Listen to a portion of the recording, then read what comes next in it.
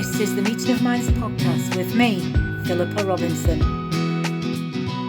Hello, welcome back to the Meeting of Minds podcast. The response to the first 9 episodes of this podcast has been fabulous. It's been really great to hear the comments from people who have listened, enjoyed the episodes, and really gain something for themselves from each episode. It has been a real treat to listen to all those comments. So thank you very much for all those people who have interacted with me over those and let me know what you're thinking. Now, what I thought I would do next, I asked quite a few of my friends who then asked their friends, which was not my intention, but was fabulous. And I asked them if they could give me some ideas of things that they wish they'd known when they were in their 20s, or things that they learnt in their 20s, or perhaps things that they would like to tell their 20-ish year old self if they could go back.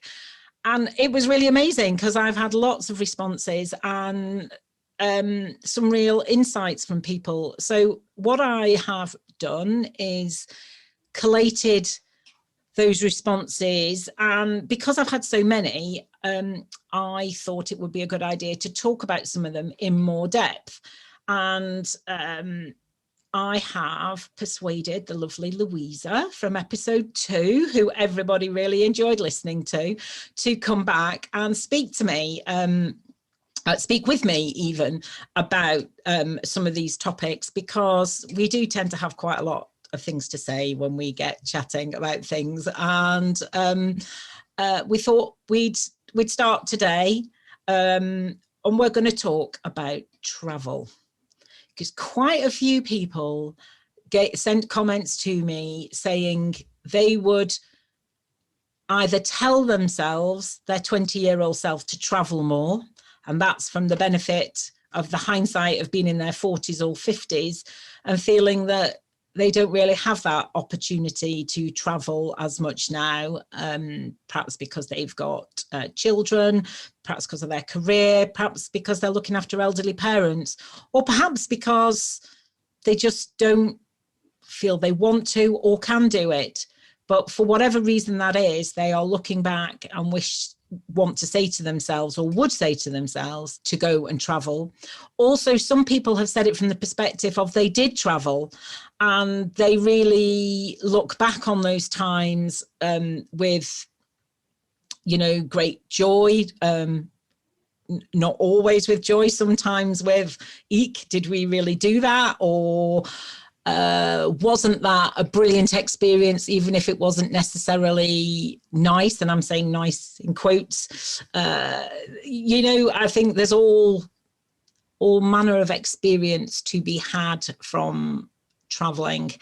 And Luisa has done some traveling and hopes to do more, I know. So we're going to get on to that. I'm not quite such a traveller, although if you listen to my solo episode, which was episode 1, I talked about my travelling to Australia when I was 21. And it was really only whilst doing that episode that I began to realise what a big impact it has had on my life. So whilst I wouldn't necessarily call myself a traveller, because the things that I have done have been perhaps what I would say the easier or safer end of the spectrum of travelling, it's not really where you go. It's more what you do when you're there and who you meet and the experiences you have. So that is what we're going to talk about today. And Luisa, welcome. Hello, I'm back. You are back. By popular demand, Luisa is back. Yeah, which is great. I am so pleased because I've said all along I would like you on here more. And it's really great that you are. So thank you. And it's really nice to spend a morning. We've had a little bit of a chat about what we're going to talk about, and here we are recording it now. And it's quite nice to think about these things, isn't it?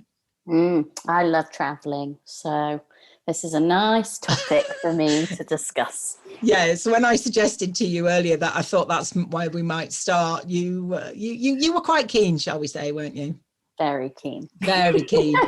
So if anybody's listened to episode 1, they'll know a little bit about my traveling, which, and I can sort of say a little bit more about what as we go on. But what people might not know is the places you've been and the things you've done. So is it okay if you start and tell us a bit more about your travels? Yes. I think I went in 2018. So a little while ago now. I went to Southeast Asia and also ended up in Australia, which wasn't planned, but and I did a 6-month trip, so that was amazing. There was 3 of us, 3 girls. We'd known each other for a long time. So yeah, that was it. We went to lots of places. We started in India. 3 girls that have never traveled before. Wow. Really, yeah. So straight to India. Wow. Yep. And where did you land in India? Where was your first? New Delhi. Wow. Yeah, and actually, yesterday I found the first video I ever took traveling. And it was in the taxi from the airport in New Delhi to the first hostel. And I couldn't believe it. I saw policemen. So there were a group of policemen, but they were riding camels down the street. And on my face, I was just like, oh, I just couldn't believe what I was seeing. Talk about culture shock. Massive culture shock straight away. And then, yeah. Presumably, though, you knew enough about India to know that it was going to be largely a culture shock, and that's partly why you went. I think so, but I think that's the magic of traveling. You can't actually plan or really set yourself up for some things that you might see, because I don't know, I think I had a little bit of fear inside of me going to India, just because we don't always hear the best stuff or the best news. And actually, so that was one thing that really changed my mind, was going there and then losing that fear. But when you arrive with the fear and you've got cows and monkeys and camels in the road, and you're from a Western country where, you see pigeons, seagulls, and suddenly, I don't think I didn't settle the whole time I was there. I think we did a month in India, and it's only coming back round now that I feel like I'm ready to go back and I see things differently. Or when I think back about India now, I can appreciate things that I definitely did not appreciate at the time. It was really, really overwhelming. But because it's an amazing country. Yeah. It's so diverse, it's so different, it's so colourful as well. So yeah, I learned a lot in India, actually. Yeah, I bet you did. I have some family friends who are older than me, quite a bit older than me. So, they're in their late 60s, early 70s. They went to India for 3-4 months. And I was gobsmacked, absolutely gobsmacked that they'd chosen to go to India, because I didn't have them down as the intrepid type, because that's I've never been to India and I've never really wanted to go to India, although now I think I would like to go, but not yet. And I certainly don't want to go with my family. I just want to go either by myself or with a friend or yeah, I don't know. It's interesting, isn't it? I don't think they'll get, my family, so my husband and my kids will get as much out of India as I will. So I selfishly would like to go by, like, without them. So I'll have to wait a little bit till they're a bit older. But these people who did go, I was amazed, and they didn't love it all. You know, there are times when it got quite hard work, but actually they loved it. Absolutely loved it, and can't speak highly enough about the experiences and the people, mainly the people. They didn't enjoy the food, but they, you know, they loved the people, they loved the place. They did quite a lot. They started off in Goa because they were going there for a reason, and then they traveled around the rest of the country, and saw quite a lot of it, and had an absolutely amazing time. So it doesn't surprise me that you enjoyed it and that you want to go back. And what do you think you got out of being in India that you want to go back and either experience again, or something you didn't experience, or what is it that's drawing you back, do you think? I think I was so overwhelmed when I was there, that yes, I loved the colours and the it's so noisy. It's never ever silent in India, but you're so right. The people are so friendly, and I don't know. I think everyone should go to India at least once, because you can't even imagine what it's like. It's almost like a whole different world in one country. It's so different. What's important is different. The culture, you just can't, I don't think you can experience that culture anywhere else. It's a vibrant city. And that's the thing, when you're there, I couldn't take it in because it's fast paced. You kind of really have to keep up with the flow of life there. You know, if you're late for a bus or a train, you can run, and if you can run fast enough, you can catch it. You can run onto a moving train if you can run fast enough. I don't know. It's just, it really opened my eyes. And I think one moment we arrived in Mumbai, which was maybe halfway through our time in India, and I couldn't believe it. There was one side of the street that had humongous skyline kind of buildings, glass buildings, companies that, you know, we know of in the West.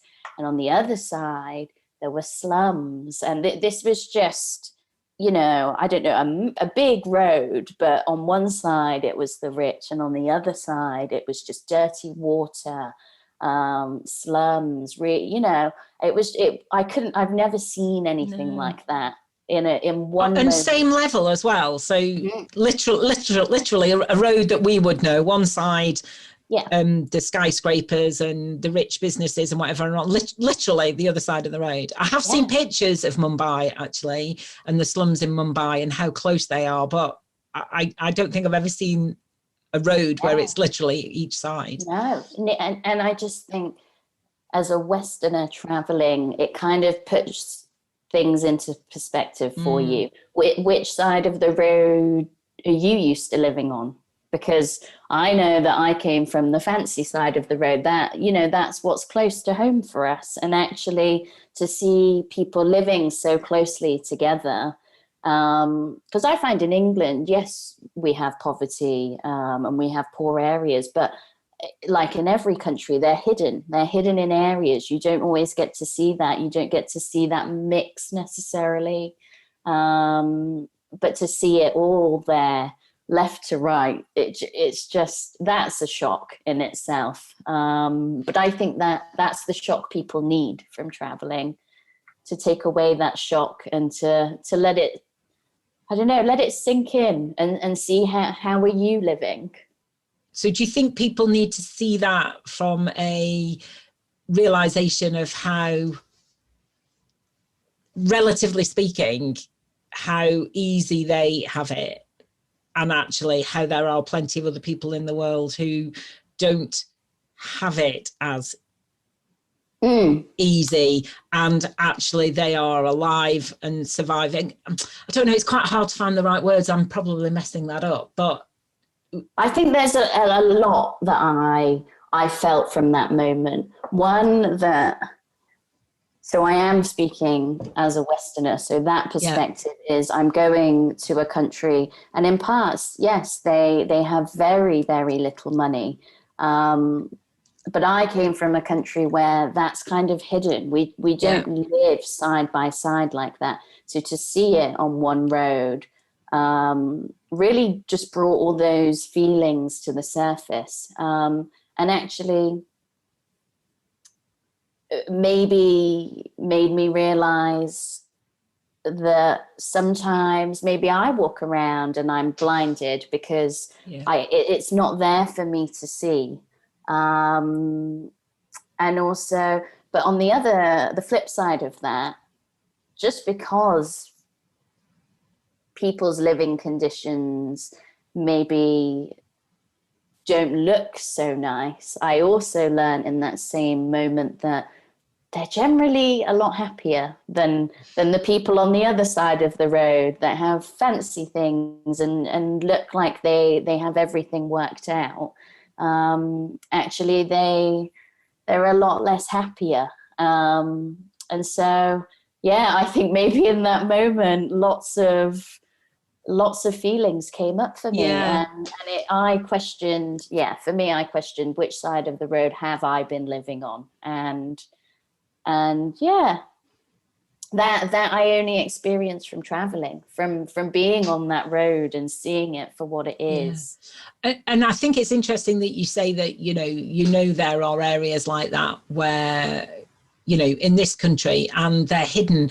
I do also think there is an element of we don't see it because it's always there. So, I wonder whether being a traveller in a different country, your eyes are wider open to it because it's new. Oh, definitely. Yeah. So it's not that necessarily it's hidden here where we live. It's sort of what we know. So when you go to somewhere new, you go with your eyes wide open, and you see things differently. And I do think that is definitely something you get from going somewhere else. You don't have your own. You don't have those formed opinions and views, and they may well have been formed by other, from listening to other people, or all those it's things a clean slate. It is a clean slate, and you are there seeing things afresh, and actually you can see it for what you see, and you can take from it what you take. And I do think not being at work and not being in your normal circumstances, you've got time to immerse yourself in something new, and it is new, and it's not always bright and shiny, but it is new and different, and you take from that what you make of it. Because some people will go there and hate it. But so maybe going back to that point, you're right, we do have that at home, but I think that's what India showed me, that it's a country of extremes, complete extremes.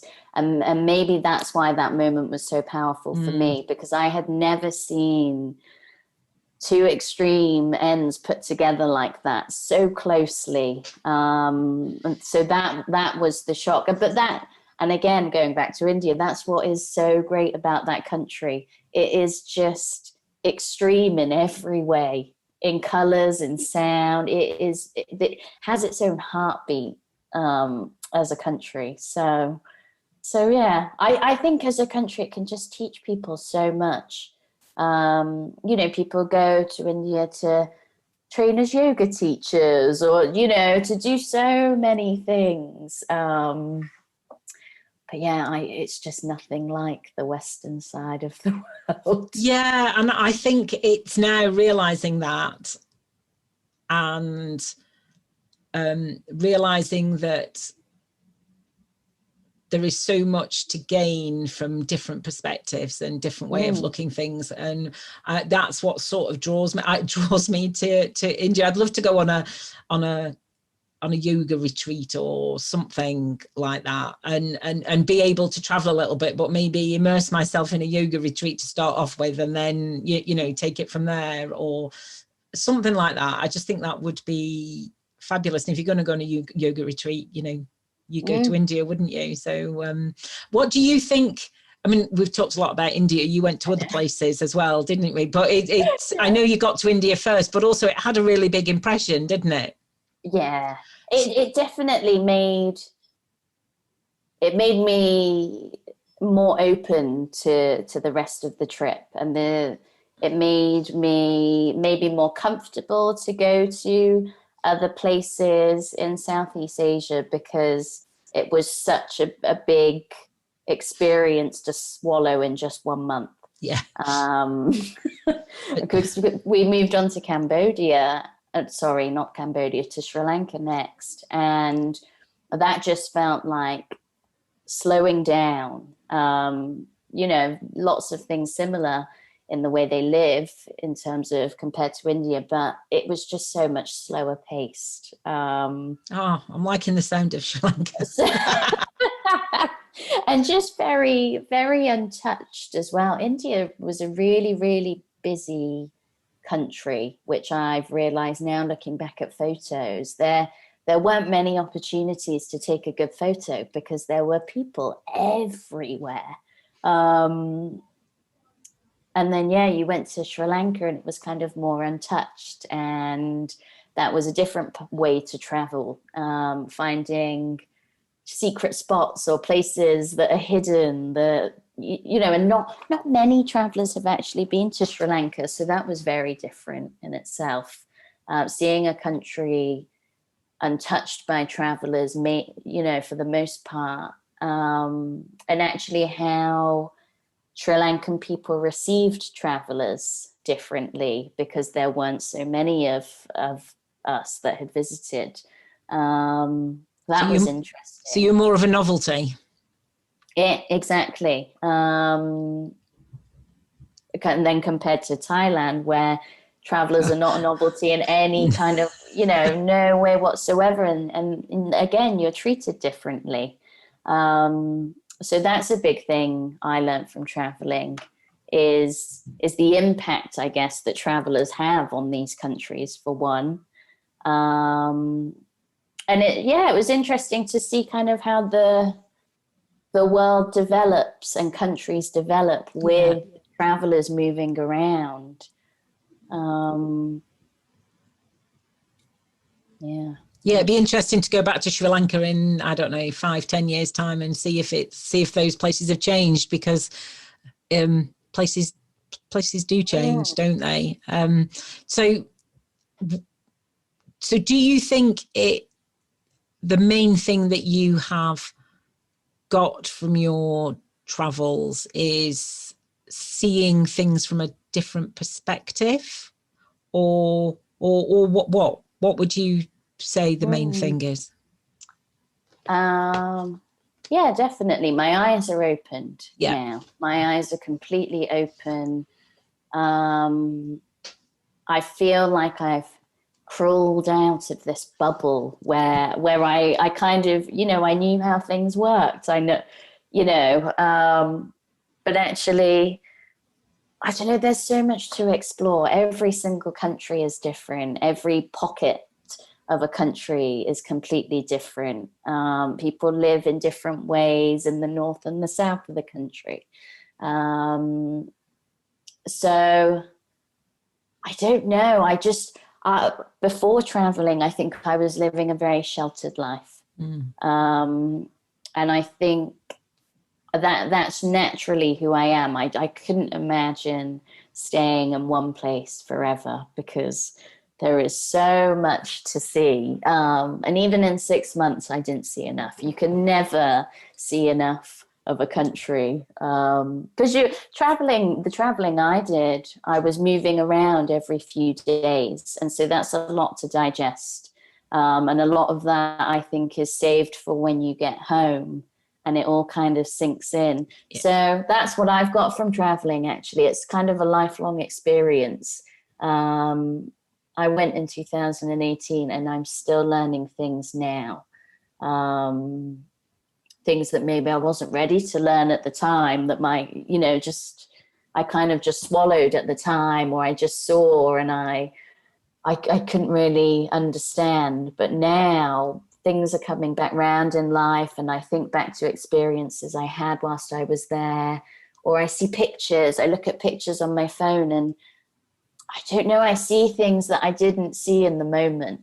And they're kind of almost like hidden messages, hidden secrets that I did learn at the time, but I'm only really understanding now, I think. So yeah, for me, it was just all learning. It's my favorite way to learn. You can't throw yourself out of your comfort zone any more than going to a country where you can't speak the language, and every country you move to, you have to learn the currency, and it's life skills, really.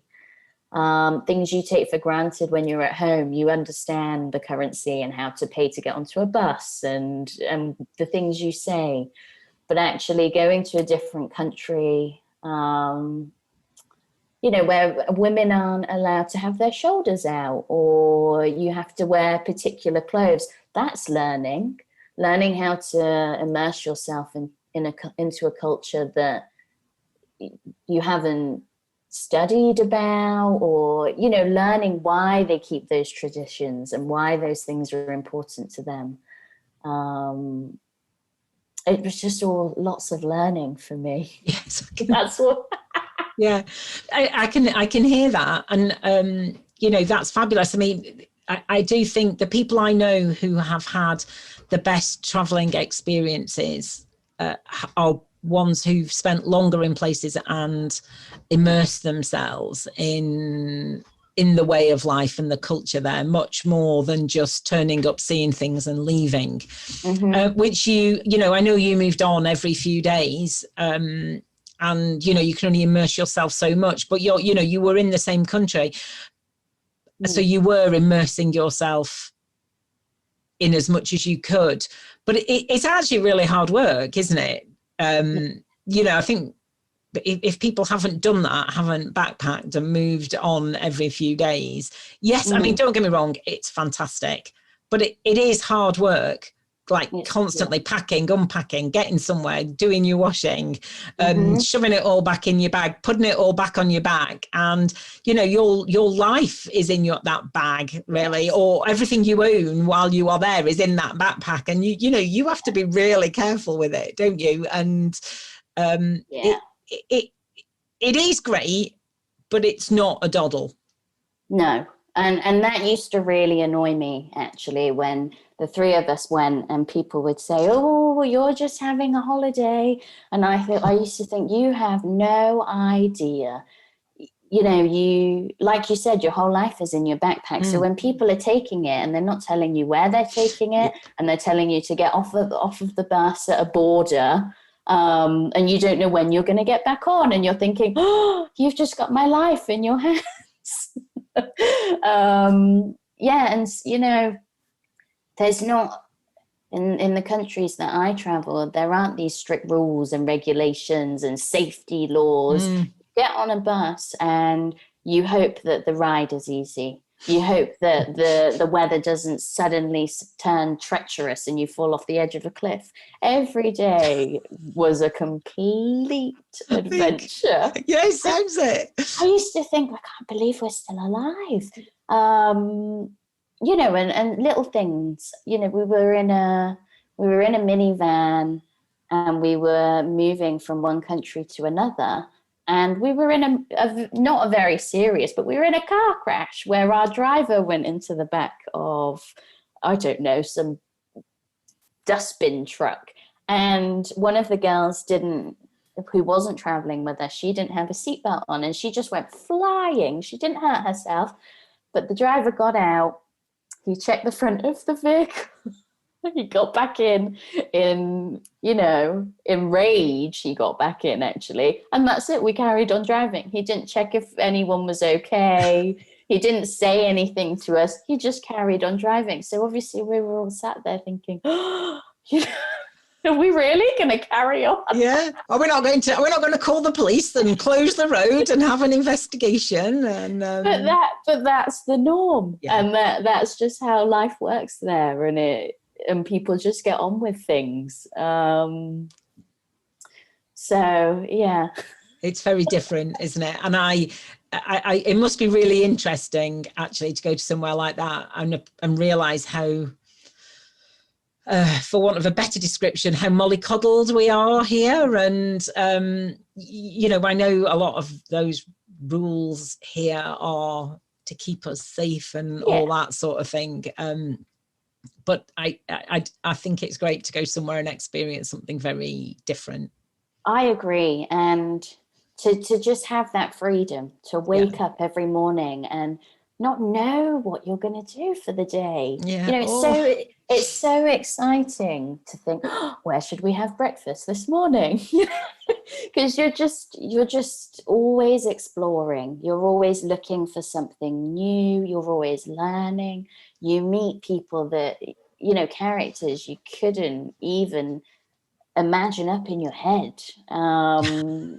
Honestly, and you hear stories from people, how people have reached the same place as you. I met someone that only traveled by bicycle. So everywhere he went, he took his bicycle. He never took a flight. That was really interesting. You hear stories of men, especially, that travel with no money at all, but they can rely on, if you meet a monk on the side of the road, they often can take you back and they will feed you and they will give you shelter for the night. And they don't ask for anything. But again, that's a learning experience for both the monk and the person traveling. But you wouldn't believe the stories you hear. But for me, there's no better way to live than to just be excited to find something new to do each day. But going back to your previous point about how it's all so fast paced, that is one thing I took away from that journey, was to not live like that in that moment, to not plan where we were going to go every few days, to sometimes just take a lazy day wherever you were, to just kind of feel what it would be like to feel at home in that place, and not have to go and see every temple or every site that you're told to see on the internet, but just to, I don't know, have a lazy day, go find some snacks that you've never tried before at the corner shop, and just... And see who you meet. You meet the man who goes everywhere on a bicycle and learn how he's got sort of halfway around the world on his bicycle or something like that. Who knows? Yeah. I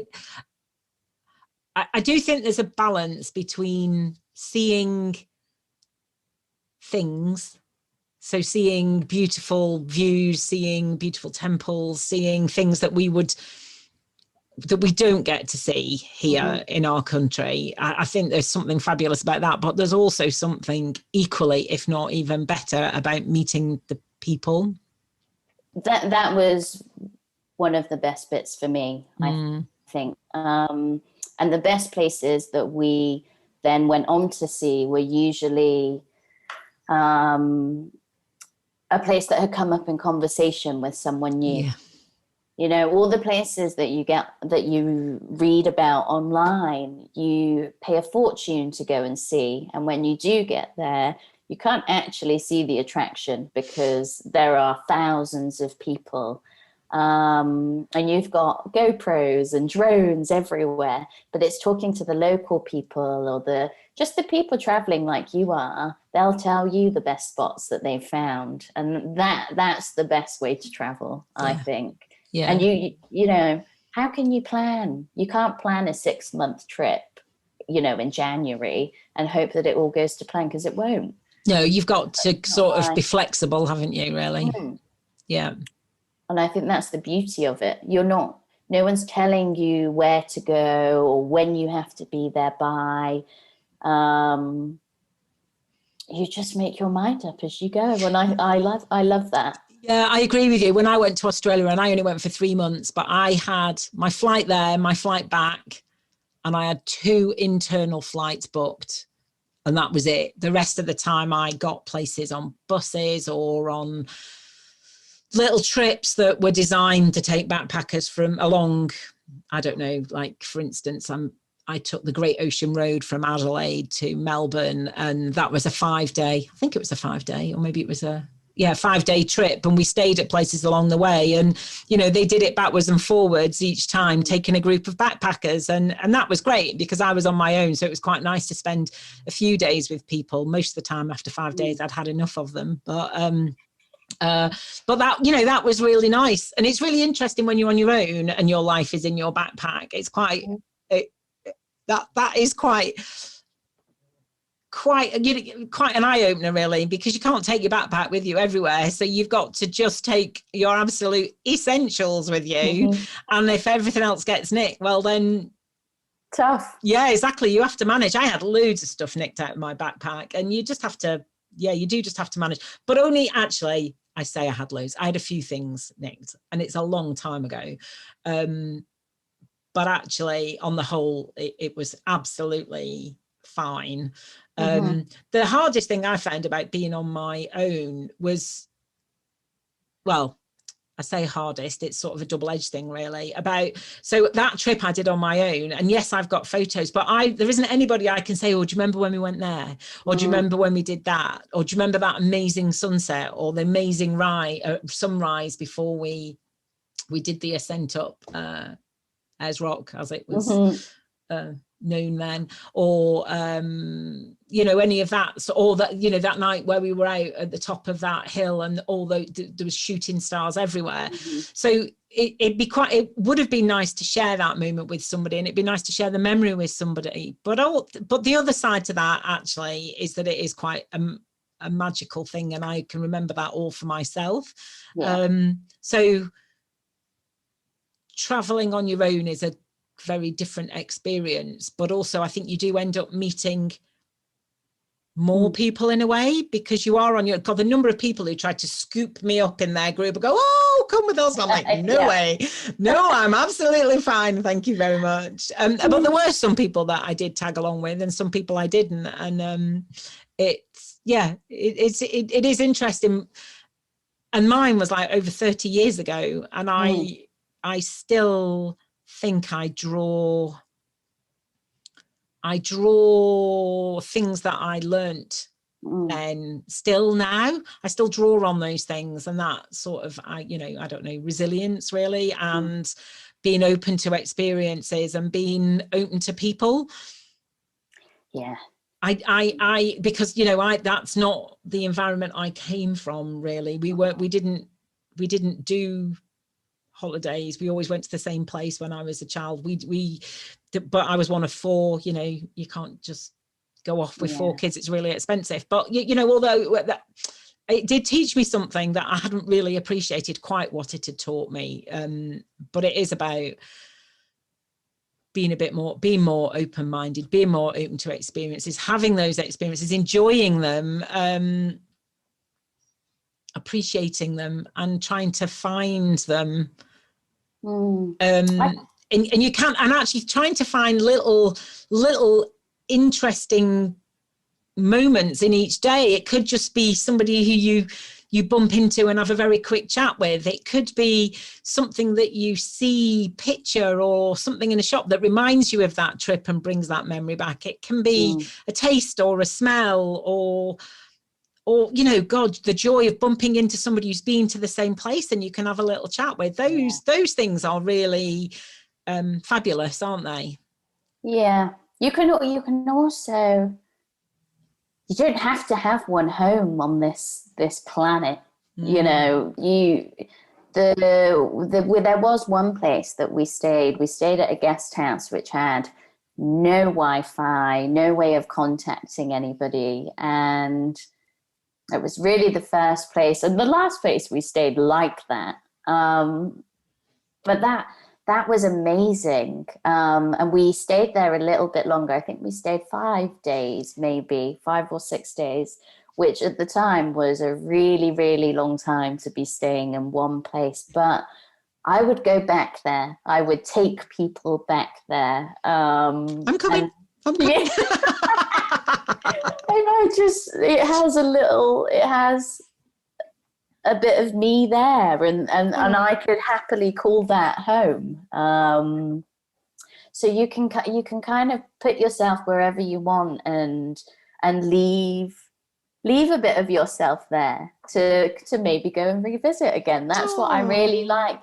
That's the point of traveling. You know, I'm at the age where I could be thinking, oh, should I buy a house in Bristol? Should I get a mortgage somewhere? But traveling taught me that I don't really know where I want to be yet. You know, I found a bit of home in Bali. I found a little bit of home in Sri Lanka. All these places that I would happily visit and maybe even live one day if I ever got the opportunity. And I think that's what's nice about traveling. It opens your mind to the fact that the world is your oyster. That doesn't mean wherever you are right now is the only place you should be or could be. You can go anywhere and you just don't know what you'll find. Yeah, so that's really interesting, because my take on it is completely different, which is partly the joy of it, isn't it? Yeah. So you know, I feel I'm really, really pleased I went and did I did that 3 months in Australia when I was in my 20s. I've also had a couple of other great holidays, but not really travel. I haven't had time off, that much time off to go away somewhere ever since. But I'm really glad I did that. And actually, I don't even really crave, well, maybe I'm beginning to, but that's perhaps got something to do with lockdown and kids and life and turning 50 and I don't know, wanting to do different things. But I've not really had that great desire in the meantime, because I think I did that and that sort of was enough for me at the time. And I've actually been finding home somewhere else, and I've been finding home in me. So that's been my whole journey. And yeah, it's interesting, isn't it? And whether that, when we were talking a little bit about this before we started recording, now whether that is just because we are different people, whether that's because you are your age and I'm my age, whether or it's just a different set of circumstances, who knows? I mean, I'm always going to be so much older than you, so we're never going to catch that up. I'm not, you know, we just don't know, do we? But we have very different experiences. We went to very different places. We're at very different stages in our life, but actually we did really get something from the things that the traveling we did in our early 20s, which actually was the point that we started on, that actually quite a few people, when asked about either their experience of their 20s and they did go traveling, or whether looking back what they would tell themselves to do, quite a few people said they wish they'd traveled more. So that's why we started with this, because we knew it was a subject that we both actually really like talking about. And it came up quite a lot in those comments. So that's why we started here. And I think, unless there's anything else, is there anything else you want to add, Louisa? If people are thinking about it, just do it. Don't hold back. And despite how difficult and challenging it can be, that's not what you remember. You don't remember those moments. You remember the amazing times, and actually the difficult moments you look back as your lessons. So if you have the fire in your belly, go. And if someone tells you that it's dangerous, or that, you know, your career is more important, don't listen to them. Just go. And that, you know, that's coming from someone. I struggled when I got back. It is tough. It is a little bit tough to kind of find your feet again after being away for so long. But it's doable. So don't let that scare you out of going. as long as you make some kind of plan for when you get home and you've got somewhere to live, whether it be back at your parents, or you save a little bit of money so that you have somewhere of your own to go afterwards. Those are things that you have to think about, but don't let them stop you from taking the trip in the first place. Because there's a lot to be learned out there. Yeah, and it's quite easy to put those obstacles in your way if you're a little bit scared of doing it, or somebody else is telling you not to do it, or because it is scary. It is scary. It's scary because it's different, isn't it? It's new, but that's actually one of the reasons why you want to do it, not because you necessarily want to be scared, but because you want to do something new and different. And also it doesn't have to be a big 3-6 month trip. I mean, you can perhaps just take all your leave in one go from work. If you don't want to pack your job in and leave, you could ask for a sabbatical at work. I know somebody who's a little bit older than me, and she's hoping to get a sabbatical to work from work and go and live in Greece, if we are ever allowed to do that again, but go and live in Greece for 6 months. And that is just, if not longer. And I just think that is fabulous. It's great. And I think the world is, the way we're doing things is kind of moving on. And we spoke earlier, it's not always appreciated that young people want to come and go and travel all the time. But actually, what I would say to employers is, if if younger people are allowed to go out there and look for themselves, who knows what you'll find. You come back with a more open outlook, and you feel like you know yourself better because you haven't spent however long trying to fit into that same box. And I just think life will take care of you. You just do not know who you'll meet out there. And I honestly think if I didn't have someone that I loved to come back home to, I would have stayed out there. I would have just kept on going and found a job. You can work in hostels, you make friends that way. So just go. People should just go and try it, and travel however you want to. I wouldn't necessarily travel the same way again. I would probably prefer to get a camper van and travel the same country for 3 months.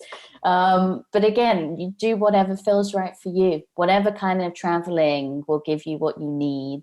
Do it. And even if it's only a short trip, it's if it's something that you want to do and it's getting you towards a goal. Even if the goal or the ideal would be a bigger trip, if that's not possible, do something, do something smaller or shorter or closer to home, but just do something, because it's very easy to go, oh, well, that's what I want to do. I can't do that, so I'm not going to do anything. And, you miss out on perhaps what actually might be an absolutely fabulous thing to do. So, I agree with you. And I think sometimes employers are put off by people who stop and start jobs, and who am I to tell I'm not about to tell anybody whether that's right or wrong, but I think traveling and getting something from it and learning about yourself is actually really important. So anyway, I think we'll end it there. Thank you, Luisa. I knew we'd have a great chat, and we have. So thank you, and we'll be back again soon to talk about the next topic. Thanks for having me back. Cool. Yeah, anytime. Take care. Bye. Bye. Thank you for listening to the Meeting of Minds podcast. You can find this podcast in all the usual places. Please tell your friends. Please subscribe, and if you have a moment, I'd be really grateful if you could rate and review, as it helps other people find us and helps me spread the messages of empowerment and positivity that I'm really passionate about. If you want to find out more about me, you can visit my website at www.safeandsupported.co.uk. Until next time, bye.